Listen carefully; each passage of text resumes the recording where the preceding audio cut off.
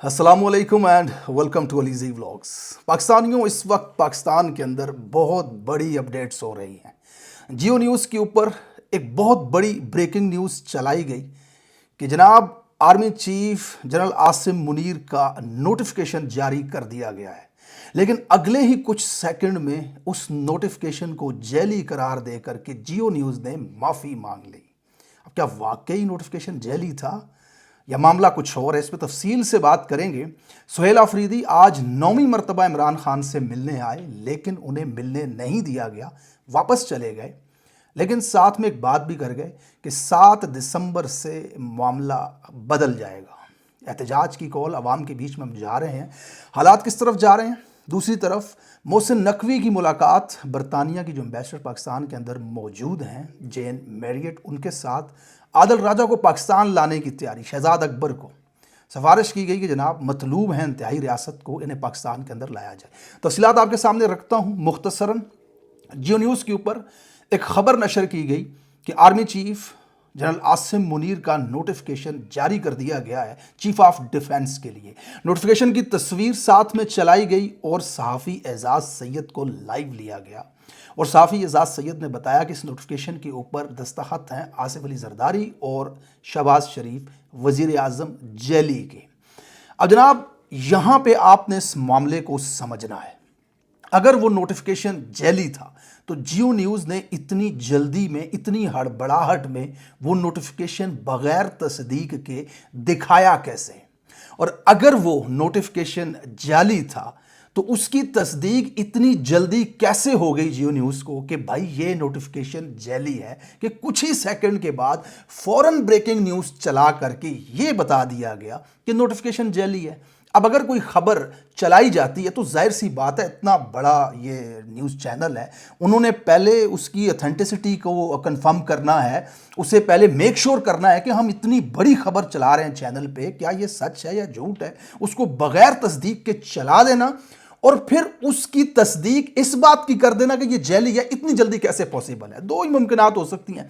सदर पाकिस्तान जैली हैं लेकिन कागजों में सदर हैं, या तो उन्होंने आपको कॉल करके बताया कि ये जैली है, इतनी बड़ी आपके पास गारंटी आ गई कि सदर कह रहा है भाई जैली है तो ठीक है, फिर आपने उसको चला दिया कि भाई ये जैली है। या फिर आपको वज़ीर आज़म, नकली सही लेकिन कागजों में वही वज़ीर आज़म है, उसने आपको कहा। किस बंदे ने आपको इतनी जल्दी, इतनी फौरन ये बात बताई कि ये नोटिफिकेशन जो आपने दिखाया ये जैली है? इसकी कंफर्मेशन इतनी जल्दी कुछ सेकंड्स या मिनट्स के अंदर कैसे आपको हो गई कि ये नोटिफिकेशन जैली है? और अगर आपने ये नोटिफिकेशन चलाया तो उसकी तस्दीक क्यों नहीं की? इतनी बड़ी खबर जिसकी नेशनल सिक्योरिटी आपने रिस्क पे लगा दी पाकिस्तान की। मोहसिन नकवी आए रोज़ बैठ के कह रहा है जैली खबरों वालों के साथ ये कर देंगे, पीका बना देंगे। इतना बड़ा रिस्क चैनल ने कैसे ले लिया? ये पैमरा बैन कर सकता है इसको। अब इस मामले को आपने समझना है। क्या कहीं ऐसा तो नहीं था कि जो बात हुकूमत इस वक्त नहीं बता सकती, जिन सवालों का जवाब अता तारड़ नहीं दे सकता, अभी इस वक्त प्रेस कॉन्फ्रेंस चल रही है जब मैं ये वीलॉग कर रहा हूं, उस प्रेस कॉन्फ्रेंस का कुछ हिस्सा मैंने सुना है, लेकिन उस हिस्से के अंदर कुछ भी ऐसा नहीं था जो इस सवाल का जवाब दे सके कि इतना बड़ा मसला जो इस वक्त हवा में लटका हुआ है आर्मी चीफ की एक्सटेंशन का, वो किस तरफ ऊंट किस करवट बैठेगा। एक सहाफ़ी जो पेशावर से हैं, उन्होंने सवाल किया कि जनाब नोटिफिकेशन की क्या हैसियत है, बताएं कब जारी हो रहा है? तो वो आजम नज़ीर तारड़ साहब जो बैठे हुए हैं, उन्होंने उठा करके सवाल फेंक दिया अता तारड़ के कोर्ट में कि आप इसका जवाब दें। यानी कि दो शख्स प्रेस कॉन्फ्रेंस कर रहे हैं, अता तारड़ और आजम नज़ीर तारड़ से जो बैठे हुए वहां पे, उनसे सवाल पूछा। दो हिस्से थे सवाल के, एक इमरान खान की मुलाकात के हवाले से और एक नोटिफिकेशन के हवाले से।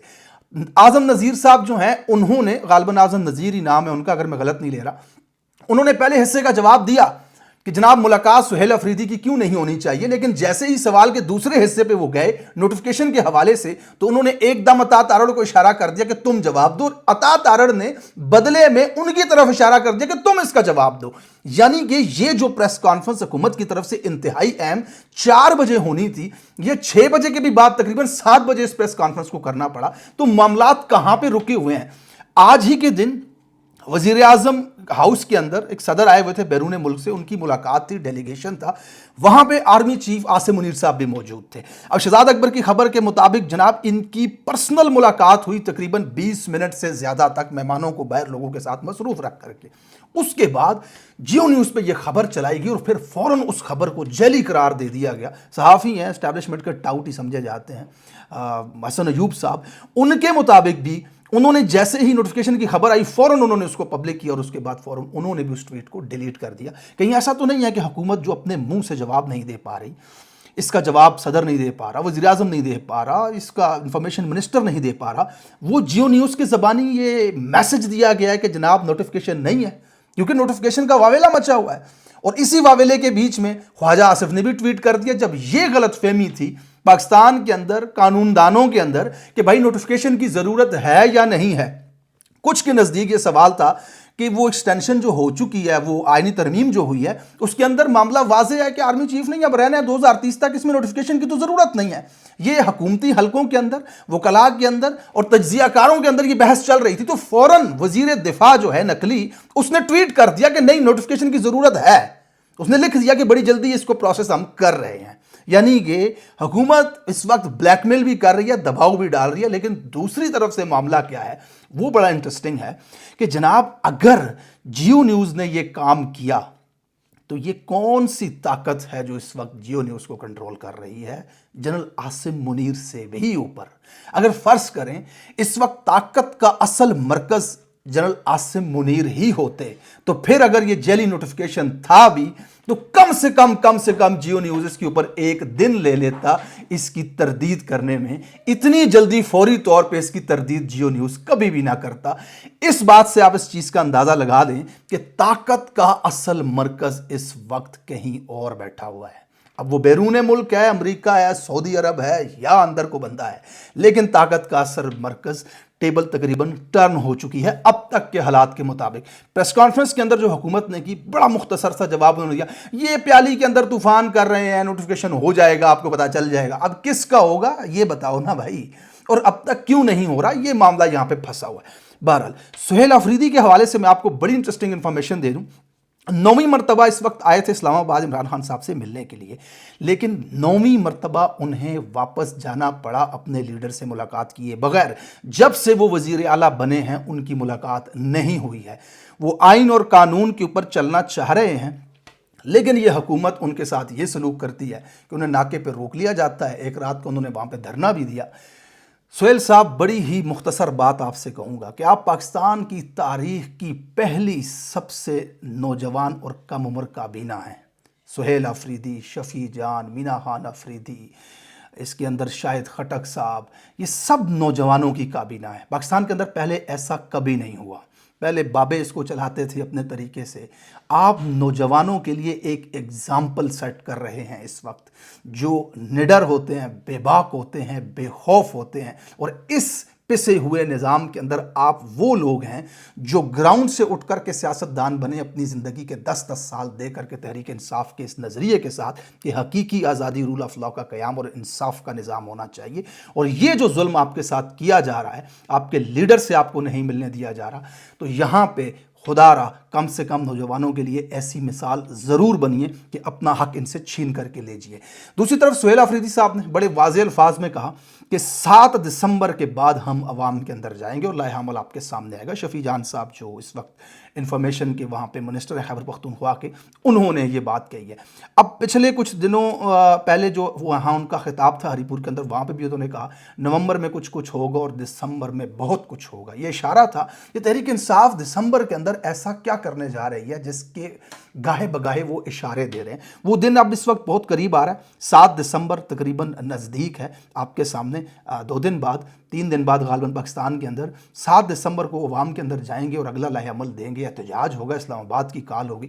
बड़ी इंटरेस्टिंग सिचुएशन। दूसरी तरफ नोटिफिकेशन का मामला फंसा हुआ। तीसरी तरफ वज़ीर दाखिला नकली जो हैं वो एयरपोर्ट पे जाकर के लोगों से आजकल जो पूछ रहा होता है कि तुम्हारे पास ड्राइविंग लाइसेंस है, तुम्हारे पास ड्राइविंग लाइसेंस। बंदा उससे पूछे तुमने ज़िंदगी में कभी क्रिकेट खेली है, तुमने ज़िंदगी में कभी कोई कप लाया है क्रिकेट का?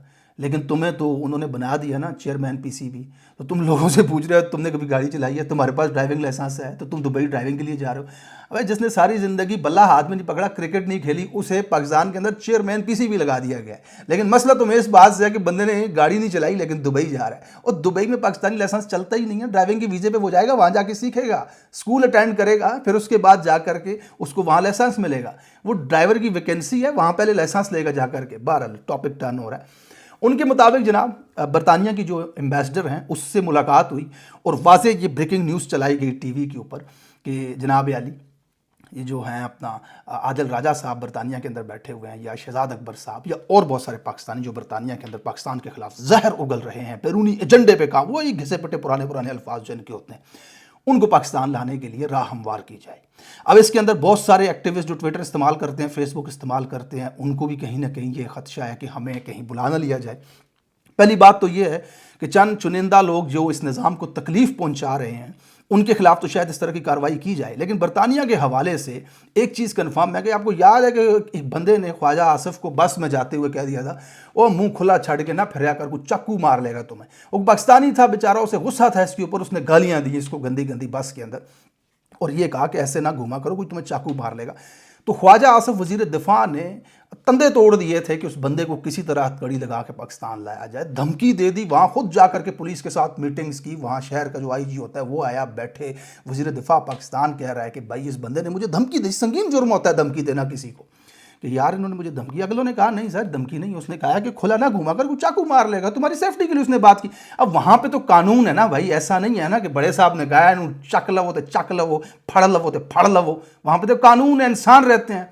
पूरा जोर लगाने के बावजूद उस शख्स को ये पाकिस्तान नहीं ला सके। अब ये आदिल राजा को या फिर शहजाद अकबर साहब को पाकिस्तान लाते हैं या नहीं लाते, ये बड़ा इंटरेस्टिंग सा सिनेरियो बन रहा है। लेकिन फ़िलहाल तक की अंडरस्टैंडिंग जो मेरी है ये सिर्फ इस वक्त कहानियाँ नज़र। दूसरी तरफ फैसल वावड़ा बड़े चीखे, कल भी मैंने इसके ऊपर व्लॉग में बात की, धमकियाँ दे रहा है कि वहाँ पर बैठ के सुहेल अफरीदी आ जाए। अब अंदाज़ा लगाएं सुहेल अफरीदी 5 करोड़ लोगों का मुंतखब वज़ीर आला है, और ये बंदा, इसको किसी एक भी पाकिस्तानी ने वोट नहीं दिया।